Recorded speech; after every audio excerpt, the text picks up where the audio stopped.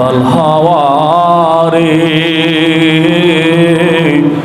তুমি পশ্চিমে যাও কাবার পথে বইয়া যাও রে বইয়া এই গোলামের সালাম কানে লইয়া পূবাল হাওয়ারে ও তুমি পশ্চিমে যাও খাবার পথে বইয়া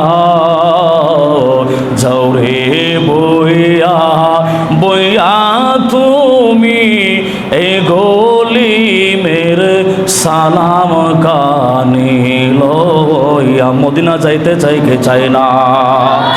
এই বছর হাজিরা কত হাজিরা গেল সোনার মদিনায়, নবীজির রওজা মোবারকের সামনে যায়া সালাতু সালাম দে। কত ভাগ্যবান আপনি, আমি তো যেতে পারলাম না। ও ইমানদারের আরে দয়াল নবীর রওজা পাকে যেই বান্দা যায়, যেই বান্দা দয়াল নবীর রওজা পাকে যায়, নবী বললেন যেই ব্যক্তি আমার রসুলের রওজা পাকের সামনে এসে হাজির হয়ে যায়, ওই ব্যক্তির জন্য আমি নবী তার জন্য সুপারিশ করাটা ওয়াজিব হইয়া যায়। সুবহানাল্লাহ।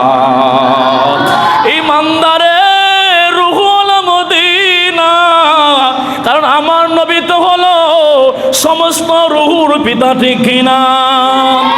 সমস্ত মানুষের পিতা হলো আদম, সমস্ত মানুষের পিতা হলো ইব্রাহিম, কিন্তু আমার নবী তো হলো সমস্ত রুহুর পিতা। বলেন না সুবহানাল্লাহ। এই জন্য নবীর প্রেমিকের দলের আরে আশেক মদিনা যাইতে পারে না। এই জন্য ওই আশেক বলতাছে পূবাল হাওয়ারে ও তুমি পশ্চিমে যাও খাবার পথে বইয়া যাও রে বইয়া এ গোলামের সালাম কানে লইয়া যাও রে বইয়া এ গোলামের সালাম কানে লইয়া। বলেন আল্লাহু আকবার। এই জন্য নবীর প্রেমিকের দলেরা নবীজির ভালোবাসা ইমানের মূল, নবীজির ভালোবাসা ইমানের মূল। যে ব্যক্তি আমার নবীকে পরিপূর্ণ ভালোবাসে, জানে চাইতে মনে চাইতে সম্পদের চাইতে, ওই ব্যক্তি আমার আল্লাহকে আমি ইমানদার হিসেবে গ্রহণ করে নিলাম। সুবহানাল্লাহ। ওই নবীজি উম্মত হতে খুশি না বেজার? এই জন্য শুকর আদায় করে বলি আলহামদুলিল্লাহ। আল্লাহ কবরে তো শুকর আদায় করছি যে আল্লাহ পাক আপনাকে আমাকে দুনিয়াবি সমস্ত জায়জামালা মুক্ত করে পবিত্র জান্নাতের বাগানে আজকে পবিত্র হজের মাসে দ্বিতীয় জুম্মায় আল্লাহ পাক আপনাকে আমাকে কবুল করেছেন। এই জন্য প্রত্যেকের জবান করে শুকর আদায় করি আলহামদুলিল্লাহ। আপনি আমি তো বড় শান্তিতে আছি।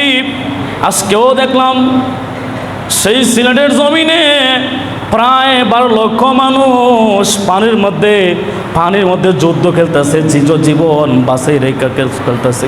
আর আপনি আমি তো কত আনন্দ ঈদময় করলাম, কিন্তু ওই সিলেটের জমিনের যে হাওড় অঞ্চলের মানুষগুলো তারা আনন্দ ঈদ বুক করতে পারে না।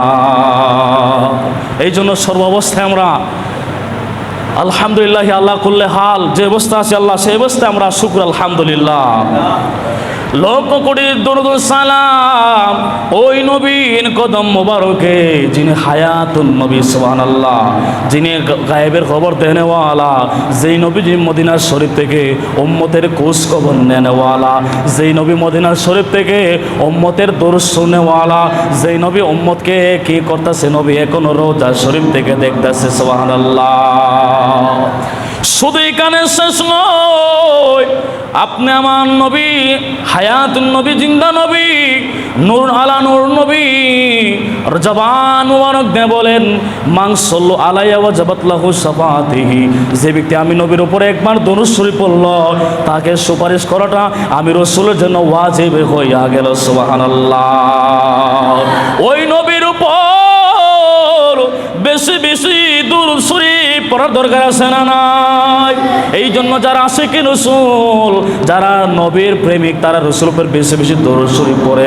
এই দরুদের কেমন ফজিলত এই আলোচনা একটু আপনাদের শোনাবো ইনশাআল্লাহ। আল্লাহ পাক যেন আমাকে বলার এবং আপনাদেরকে শোনার তৌফিক দান করে, বলে আমিন। কুরআনুল কারীম থেকে আয়াত কানা তেলাওয়াত করছিলাম।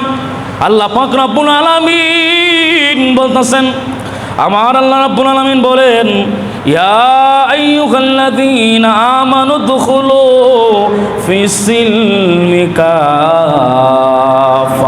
আল্লাহ বলতেছে, আইয়ুহাল্লাযীনা আমানু, ও ঈমানদারগণ, উদখুলু, তোমরা প্রবেশ করো, ফিস-সিলমি কাফা, ও ঈমানদার তোমরা ইসলামের মধ্যে পরিপূর্ণভাবে প্রবেশ করো। আপনি আমি ইসলামের মধ্যে পরিপূর্ণভাবে প্রবেশ করার দরকার আছে না নাই? ইসলামের মধ্যে পরিপূর্ণ ঢুকতে গেলে রাসূলুল্লাহকে পরিপূর্ণ মানতে হবে, আল্লাহকে পরিপূর্ণ বিশ্বাস করতে হবে, মদিনাওয়ালার প্রেম ভিতরে ধরে রাখতে হবে। আশিকে রাসূল যারা, নবীর প্রেমিক যারা, আল্লাহকে যেমন আল্লাহ স্থানে সম্মান দেয়, রাসূলকে তারা রাসূলের স্থানে সম্মান দেয়, আল্লাহ বুজুর্গ ওলিগণকে তারা ওলিগণের স্থানে সম্মান দেয়, ঠিক কিনা? এই জন্য নবীর প্রেমিকের দলেরা আল্লাহ বলে, আইয়ুহাল্লাযীনা আমানু দুখুলু ফিস-সিলমি কাফা, ও ঈমানদার তোমরা ইসলামের মধ্যে পরিপূর্ণ প্রবেশ করো। অর্ধেক মান্না অর্ধেক না মান্না, এটা না, পরিপূর্ণ না। আল্লাহকে যারা পরিপূর্ণভাবে তোমরা ইসলামের মধ্যে প্রবেশ করবা, তারাই আমি আল্লাহর বান্দা হয়ে যাবে, তারাই আমি আল্লাহর বন্ধু হয়ে যাবে। বলেন আল্লাহু আকবার। এই জন্য আল্লাহ পুরাণেতে বলেন, ওয়ালা তাত্তাবিউ খুতুওয়াতিশ শাইতান, ও ঈমানদাররা তোমরা অন্য কোনো শয়তানের অনুসরণ করিও না। ওয়ালা তাত্তাবিউ খুতুওয়াতিশ শাইতান, কারণ শয়তানের অনুসরণ করলে, শয়তানকে তোমরা যদি অনুসরণ করো, শয়তানে তোমাদেরকে সোজা জাহান্নামে লয়ে যাবে, ঠিক কিনা? এই জন্য আমরা অনুসরণ করি। আল্লাহ বলে, আতিউল্লাহ ওয়া আতিউর রাসূল, তো তোমরা অনুসরণ করো আমি আল্লাহকে এবং আমার রাসূলকে। শুধু এখানে শেষ নয়, এবার আমরা যে হুজুরকে অনুসরণ করি, এবার আল্লাহ বলেন, আতিউল্লাহ ওয়া আতিউর রাসূল ওয়া উলিল আমরি মিনকুম, তোমাদের মধ্যে একজন ইমামকে তোমরা অনুসরণ করো। ওই ইমামকে অনুসরণ করলে তোমরা আমি আল্লাহর রাস্তা পাইবা। আতিউল্লাহ ওয়া আতিউর রাসূল ওয়া উলিল আমরি মিনকুম, তোমরা একজন উল আমর, একজন তোমরা আমি আল্লাহর একজন প্রেমিককে অনুসরণ করো।